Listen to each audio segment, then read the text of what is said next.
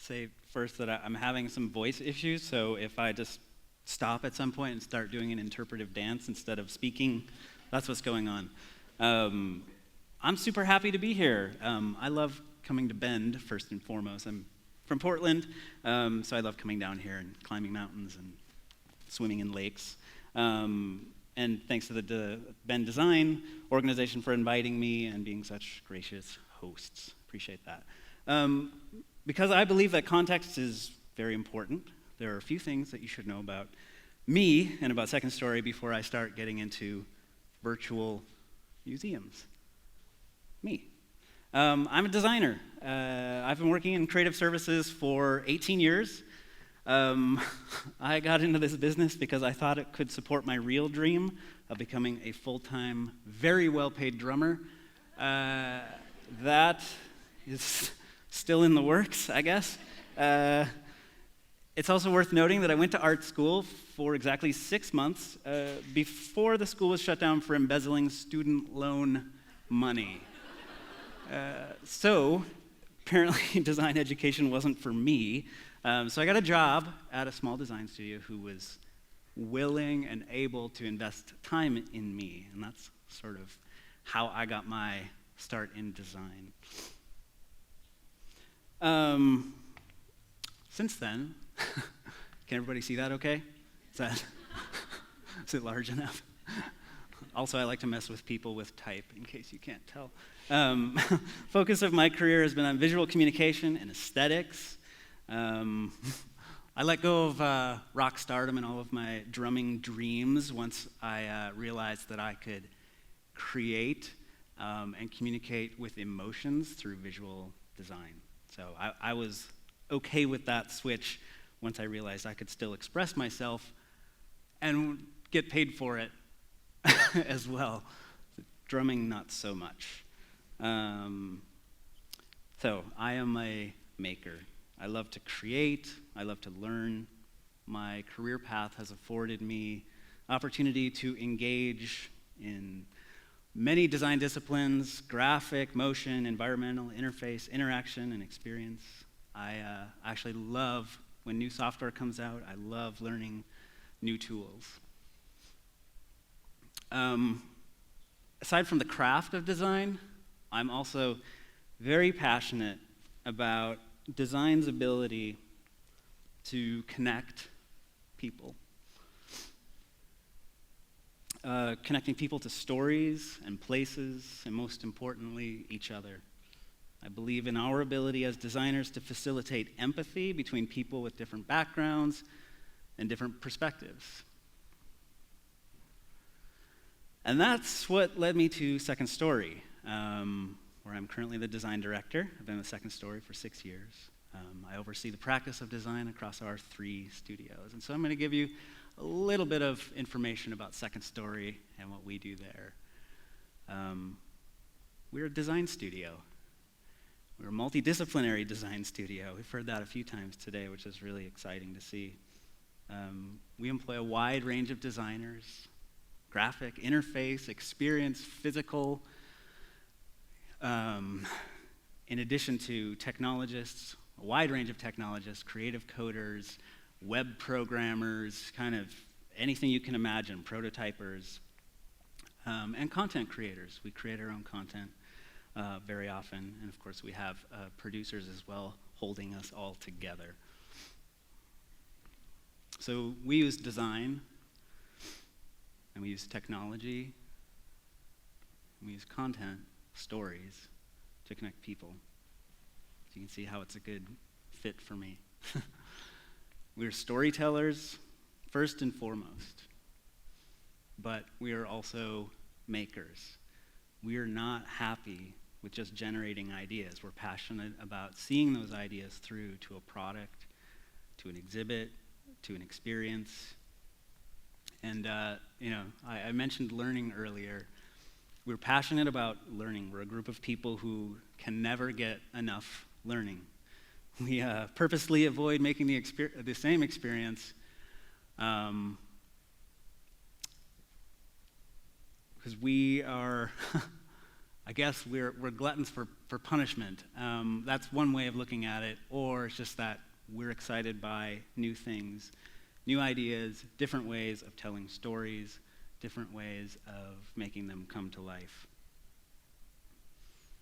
We collaborate with museums, with cultural and educational institutions, and even with some brands. And the output of our work is varied.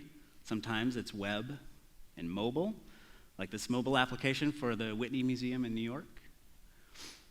Sometimes it's touchscreen interactives of all different shapes and sizes. This is an installation at the National Center for Civil and Human Rights in Atlanta, Georgia. We also design responsive environments and holistic exhibit design. We're looking at the Learning to See exhibit at the Denver Botanic Gardens in Denver, Colorado. What's important about this exhibit is that all of the interfaces in this space, all of the light changes color with the local weather.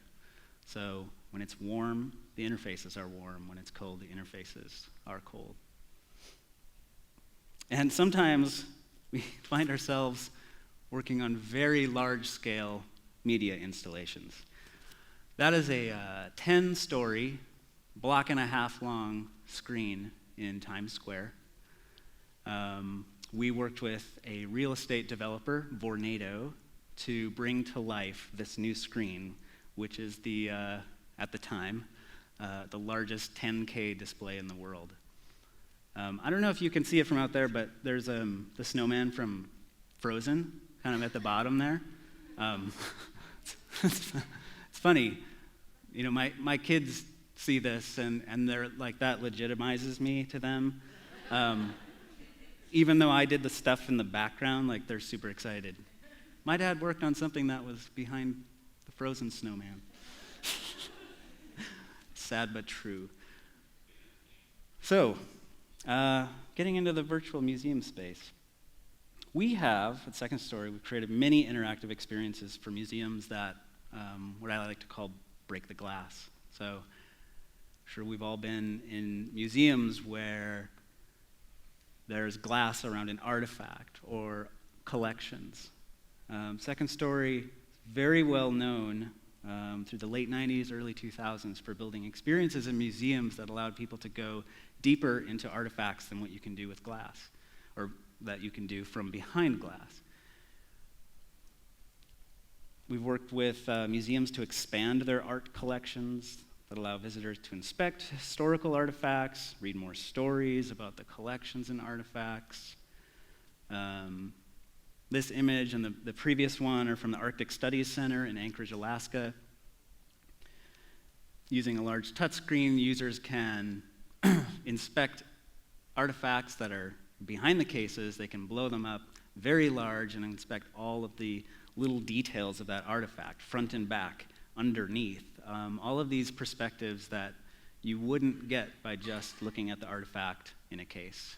And in addition to that, of course, all sorts of deep, rich context. We've also created experiences that extend collections and artifacts beyond the museum, giving more people greater access. And while this example, which is from the Department of Nike Archives, it's not public-facing, so not everyone gets to look at this, but all of Nike gets access to their digital archives, which is a pretty huge feat. The archive of physical objects really exists. It's within a 200-mile radius of here, and it's not something the general public can see. This was really fun to get to see all of their artifacts.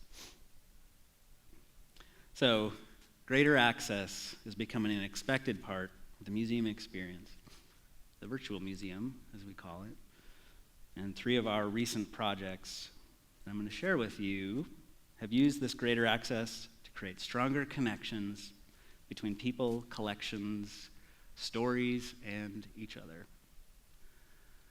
So the first one I'm going to talk about is MoMA Object Photo. It's a virtual gallery for the Thomas Walther's collection, which is 341 photographs representing a modern vision taken in the early 20th century. But it is more than just a gallery.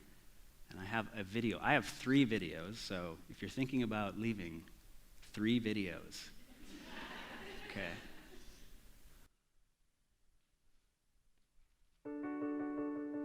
Each individual object, each individual photograph tells its own story.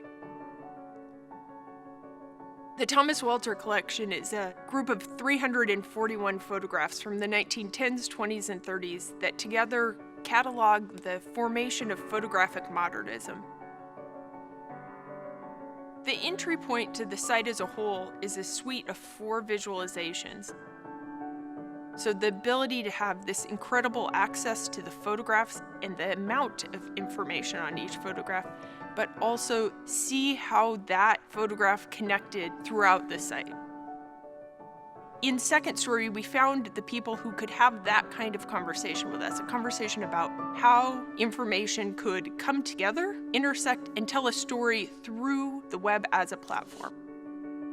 And how to think about, with a fresh lens, a moment in the history of art and of photography that seems often well-tread, but still has so much left to discover.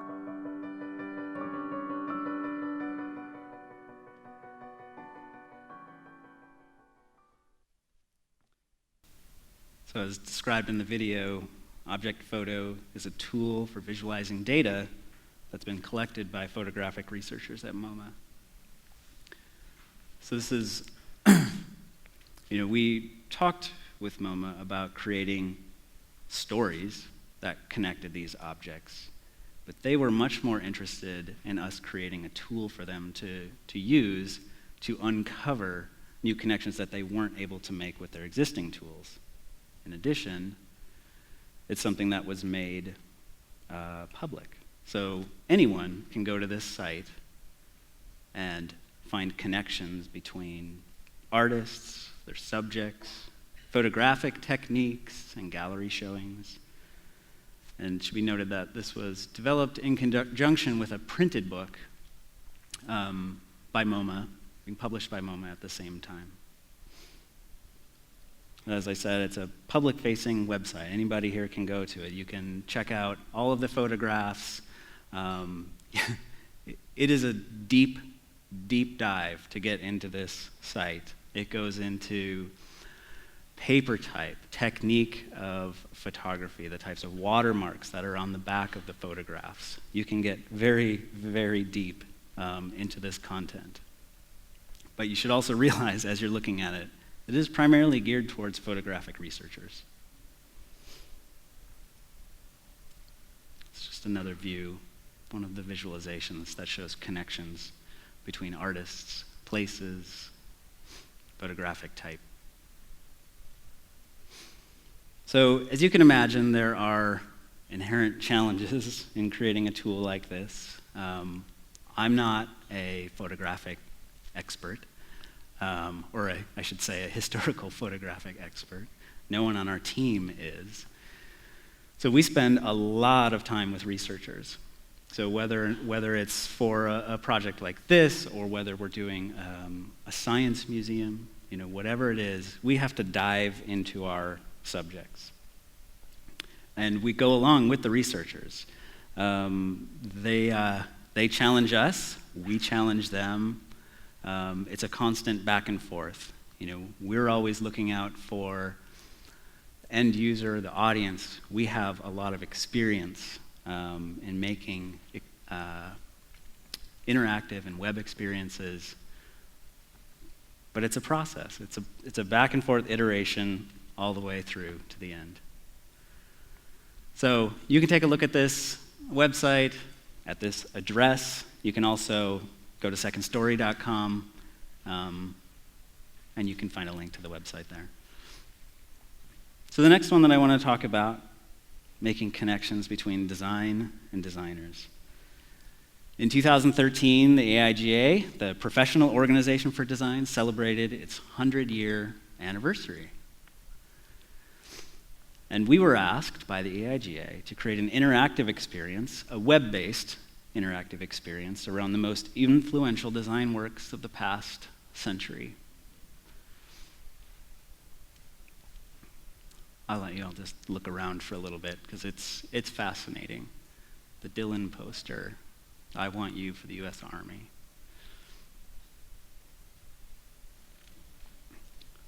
Our challenge was, how could we make a strong connection between design works, such as this, from the past, and today's design community? So we created an experience around the intention of those designers, those very famous designers who created these works. And I'll talk a little bit more about the intentions in a minute. Another key part of this experience was that we gathered and produced original audio clips, quotes, video interviews to awaken the design works, giving them context, make them more relevant for today.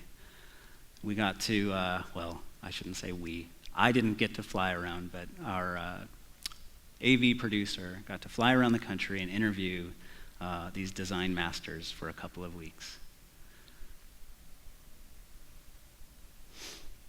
So I'm going to share with you a video. Oh, I see. Okay. This is another video, second of 3, that just will give a little bit more context to what I'm speaking about. It was a teaser video that we created for an AIGA event launching the site.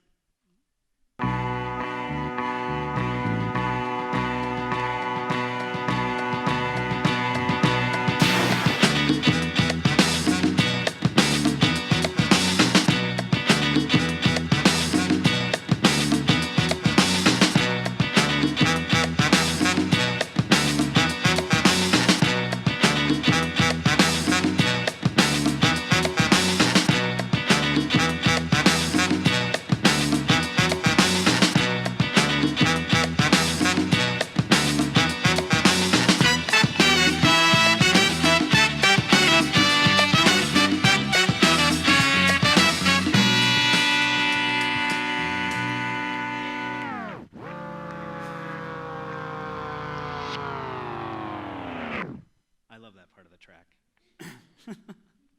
Such a happy ending. So at the start of really any design project, every designer has an intention that they wish to fulfill with their design, whether it's expressed or whether it's not. It could be to delight, it could be to inform or assist, it could be to get paid. I'll admit up here that I've done work with the primary intention of getting paid. That's happened in my career for sure. Exploring this collection of influential design works to these 5 intentions creates empathy between today's designers and these influential designers and their design works. In addition, we also created a community. The site invites the design community to engage in a conversation about what design means to them.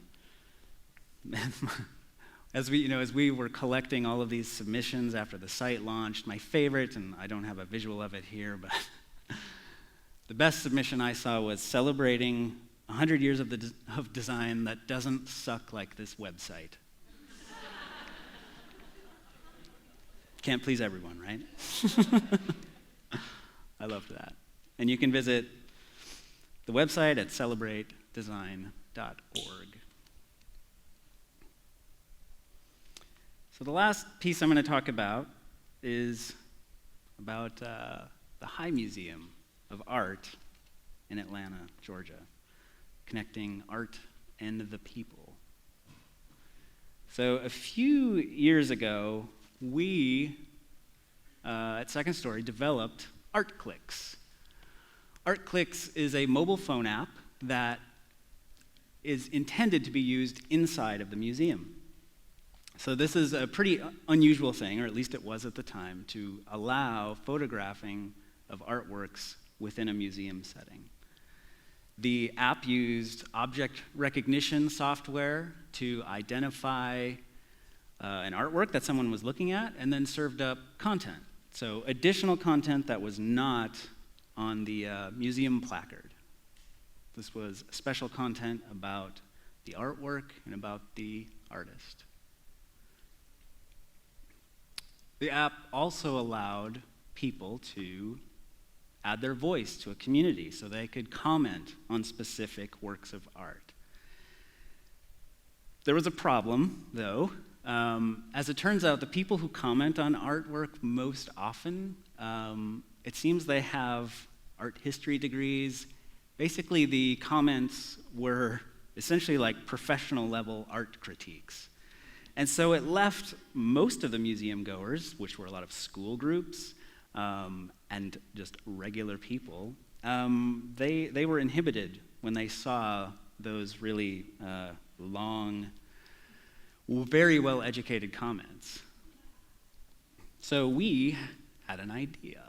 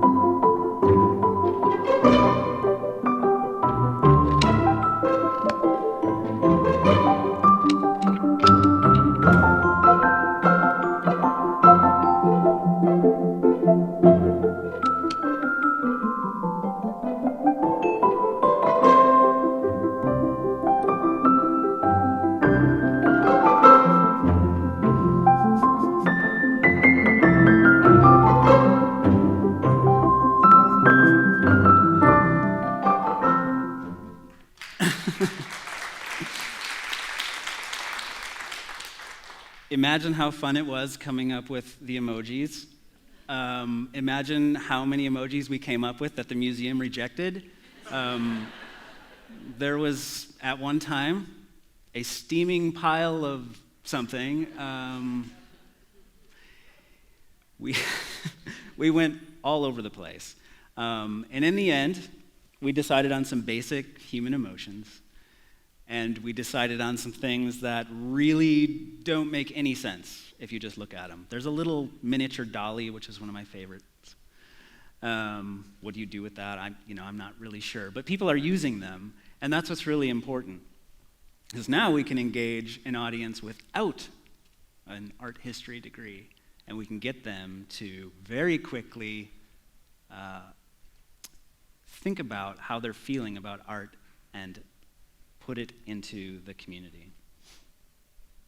So, a quick note, this structure that you see right here and that you saw in that video is a custom structure that we created just as part of a launch for this latest version of the app.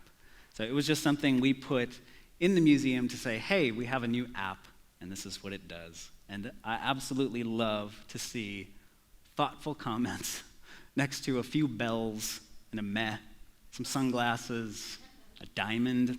It's kind of hard to tell what people are really thinking, but the point is that they responded. They had a very quick way of responding that felt like it was something that they could do. We took down a barrier of fear there. And yeah, I believe very strongly in the power of design to connect people, to create empathy and understanding, and ultimately to create a better world. Thank you.